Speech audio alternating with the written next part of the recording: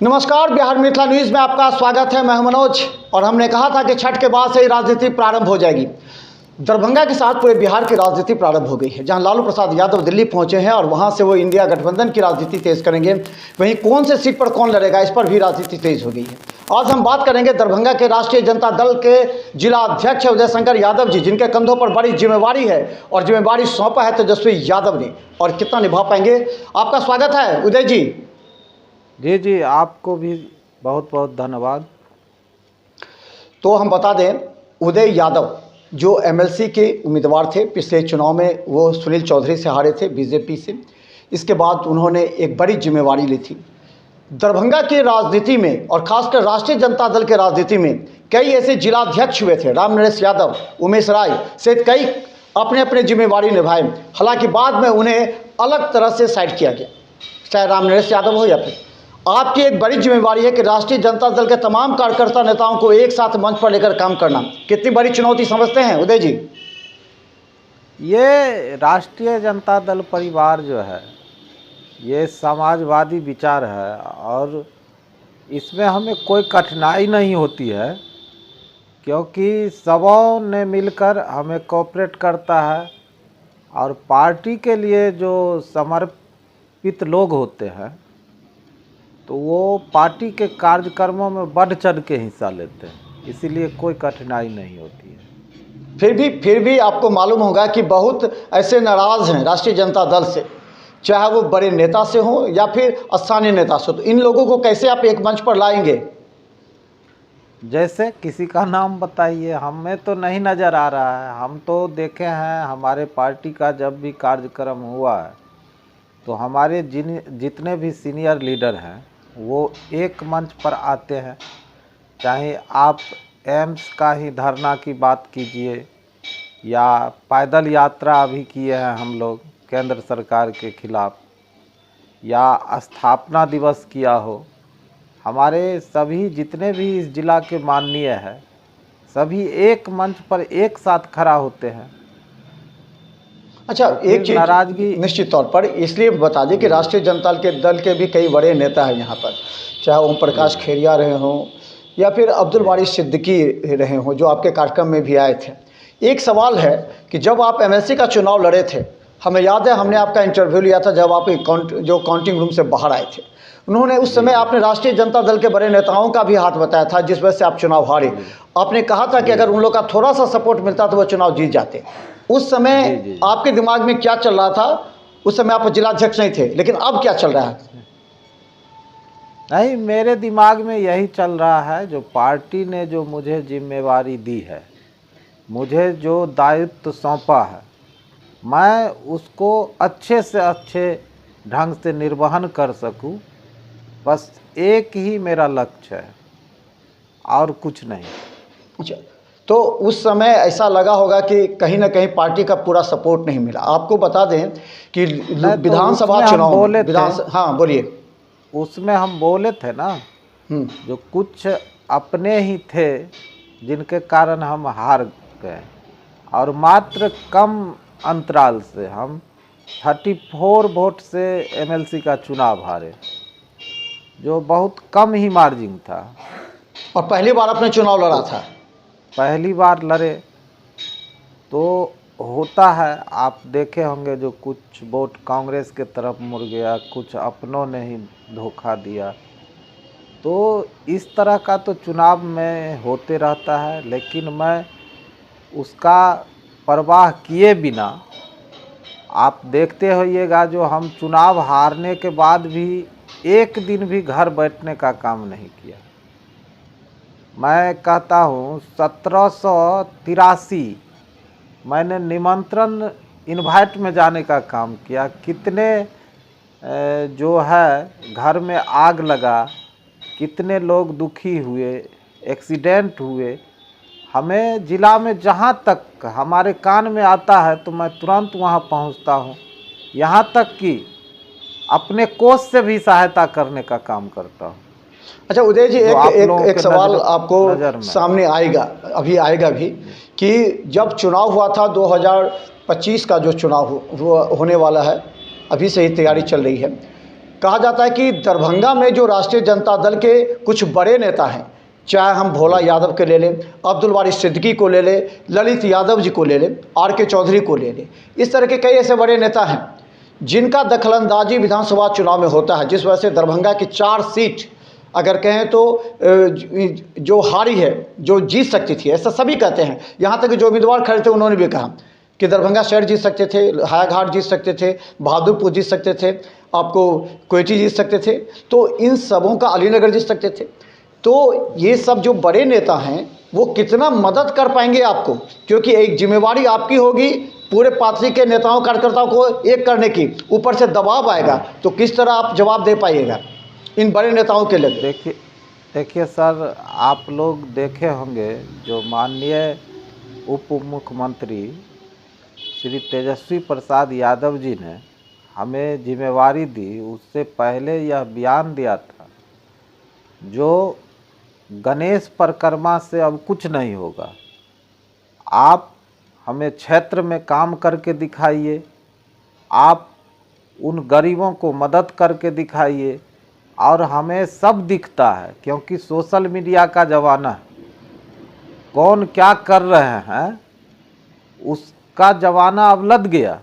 अब काम करने वालों को हमारे नेता महत्व देते हैं। नहीं, यही हम करें, आपको दखलंदाजी होगी, चाहे भोला यादव जी हों, चाहे आपको अब्दुल बारी सिद्दीकी हों, चाहे फिर ओम प्रकाश खेरिया हों, आर.के. जो ये नेता हैं, निश्चित तौर पर इनकी दखलंदाजी होगी और आपकी जिम्मेवारी होगी कि राष्ट्रीय जनता दल को बूथ स्तर पर मजबूत करना। कैसे कर पाइएगा आप, कैसे आप इन बातों को तेजस्वी यादव तक समझा पाइएगा? वो तो मैंने कर लिया है, वो लौटे। ये देखिए, हम लोग जो ये उससे नीचे है, हाँ यार उसके नीचे है, अरे डायरी वाला लाओ ना यार। हाँ, तो एक मैं आपको हाँ, दिखाता हूँ। हाँ, देखिए ये किरतपुर प्रखंड का है जो सबसे शेड्यूल एरिया है, सुदूर, यहाँ बाढ़ गिरा रहता है। और देखिए मैंने बूथ स्तर तक का कमेटी बनाया है, जिसमें देखिए आप मैंने कितना ठोस किया हूँ। जो ये गांव का नाम है, ये उनका नाम है, ये बूथ संख्या है और ये क्रमांक संख्या है, कितना पे इसका क्रमांक संख्या, और ये ईपिक नंबर है।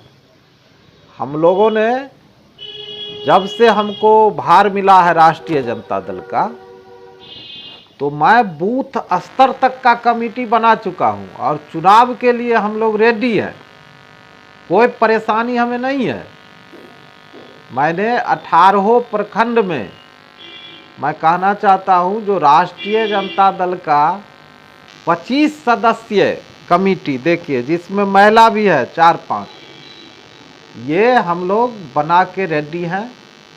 जब भी चुनाव का शंखनाद फुकाएगा, मैं आपको दावे के साथ कहना चाहता हूं, जो इंडिया गठबंधन से जो लोग भी आएंगे वह चुनाव जीतने का काम करेंगे, इतना मुझे विश्वास है, क्योंकि मैंने वर्क किया। एक समस्या है उदय जी, आपको हम बता दें कि हमने पिछले कई वर्षों में देखा है कि जब से मोहम्मद अली अशरफ फातमी का भी राष्ट्रीय जनता दल के नेता कार्यकर्ताओं में अच्छी पकड़ मानी जाती है, और जब से उन्होंने राजद छोड़कर के जदयू में आए, राजद के कई ऐसे कार्यकर्ता और नेता को उन्होंने जदयू में शामिल कर लिया।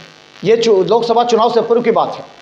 तो क्या लगता है इस परिस्थिति में क्या उन तमाम नेताओं को वापस आप दिला पाएंगे, या फिर कहेंगे चलो इंडिया गठबंधन है, एक ही रहेगा, एक रहेगा?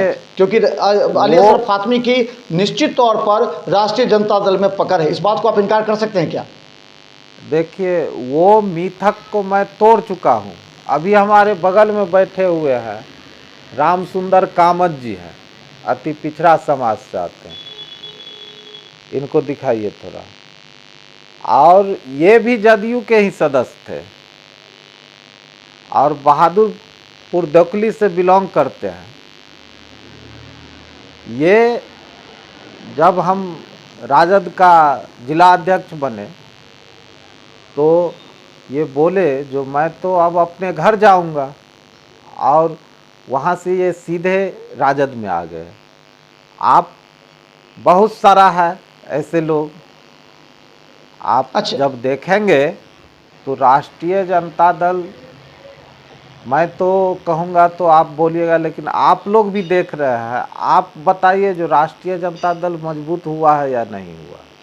ये तो आपको समय बताएगा, लेकिन धीरे धीरे आपने कार्यक्रम करके लोगों के बीच में अपनी छवि तो जोड़ी छोड़ी है। एक सवाल और भी होगा कि लोकसभा चुनाव के लेकर के आपसे तेजस्वी यादव या फिर जो वहाँ चयन कमेटी है वो पूछेगी कि आखिर दरभंगा में लोकसभा चुनाव के लिए कौन से दावेदार हो सकते हैं।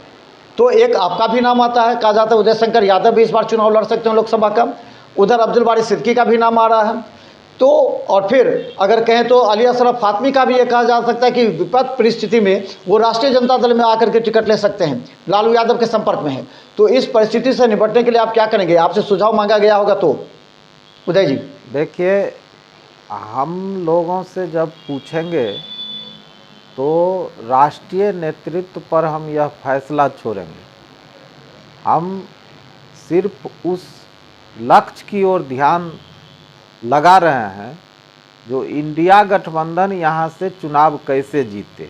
उसके लिए मैंने आपको बताया, जो मैंने जिला अध्यक्ष बनते ही बूथ स्तरीय तैयारी मैं कर लिया हूँ, और राष्ट्रीय नेतृत्व का जो भी फैसला होगा तो आप अपने आप को दावेदार मानते हैं कि नहीं अपने कामों से? जो आपने काम किया है, चाहे आपने एमएलसी चुनाव को लेकर के सभी जगह किया, तो आप दावेदार मानते हैं आप अपने आप को? राष्ट्रीय जनता दल का एक एक वर्कर सांसद विधायक बनने के लायक है, और हमारे राष्ट्रीय नेतृत्व चुनते हैं जो हमें लड़ाना किसको है। जिनको भी देंगे तो वो लड़ने का काम करेंगे।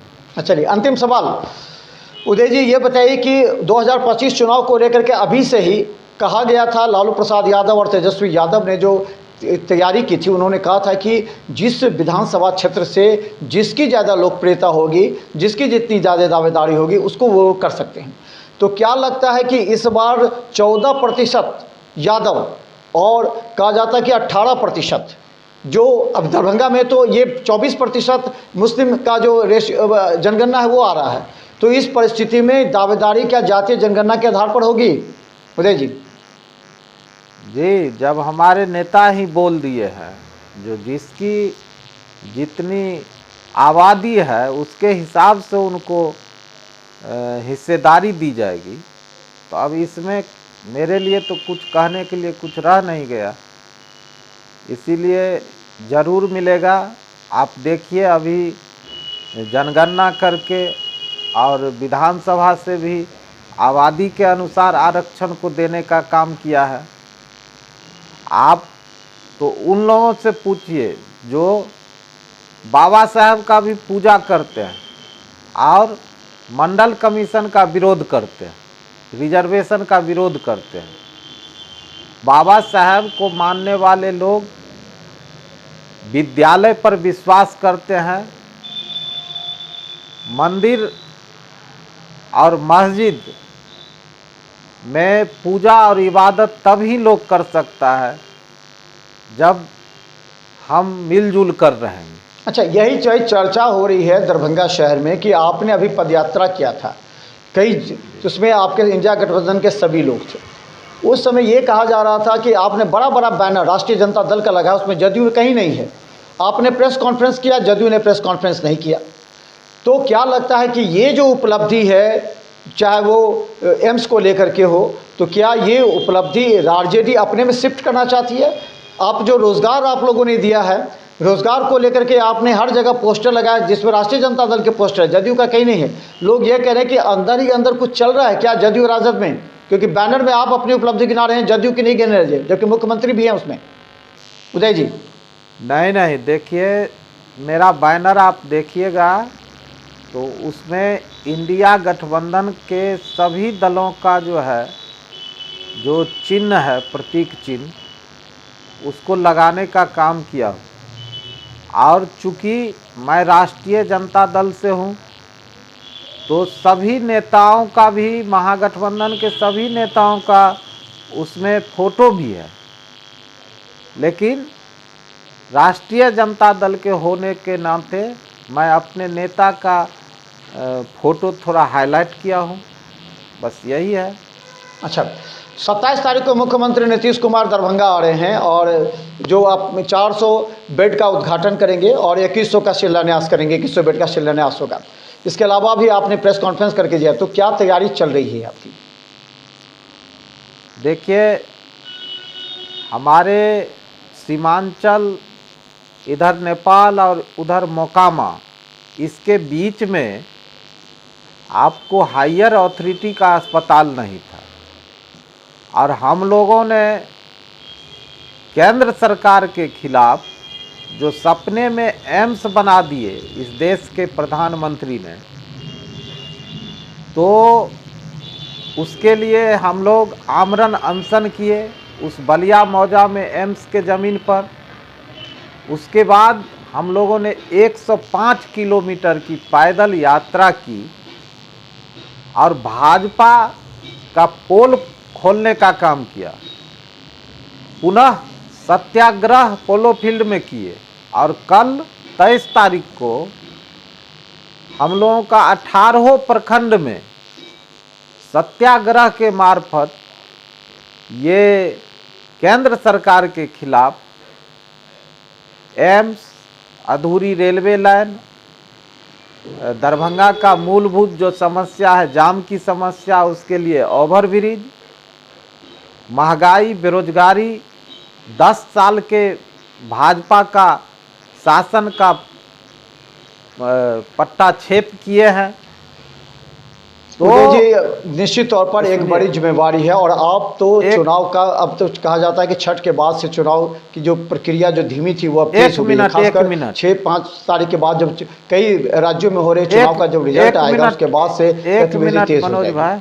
तो मनोज भाई, तो हम लोगों के संघर्ष को देखते हुए जो हमारी चिंता करते हैं, जिसको दरभंगा की ज़रूरत है, उन्होंने हायर अथॉरिटी का अस्पताल सुपर स्पेशलिटी 2500 बेड का और 3 फ्लाईओवर देने का काम किया दरभंगा शहर में। तो मैं तो उन्हें इस मिथिला के धरती पर स्वागत पुरजोर करूंगा और उसकी तैयारी बड़ी जोरों शोरों से चल रही है, जो आपको देखने में मिलेगा। तो चले हम बता दें, हमारे साथ राष्ट्रीय जनता दल के जिला अध्यक्ष उदय शंकर यादव हैं। हम और भी इनसे कई मुद्दों पर चर्चा करते रहेंगे क्योंकि इनकी जिम्मेवारी है और इनकी जिम्मेवारी हम दिखाने का प्रयास करेंगे कि ये जो कार्य कर रहे हैं वो तार्किक रूप से, राजनीतिक रूप से कितना सक्षम है और कितना जनता के बात जो अपने वोटर के बीच में है वो जा सकते हैं। क्योंकि अब जो है ओवैसी भी अपनी धमाकेदार प्रवेश प्रारंभ कर दिया है बिहार में और खासकर दरभंगा में वो चुनाव लड़ेगा तो एम को समीकरण को बिखारने का प्रयास करेगा। ऐसे में उदय शंकर यादव की एक बड़ी जिम्मेवारी होगी कि एमवाई समीकरण को एक करते हुए अन्य जातीय जनगणना के आधार पर जो दल हैं और जो जाति है उसको एक करने का प्रयास करेंगे ताकि लोकसभा चुनाव की दावेदारी राष्ट्रीय जनता दल की हो सके। धन्यवाद उदय जी, आपसे आप मिलते रहेंगे। धन्यवाद। जी जी सर, प्रणाम।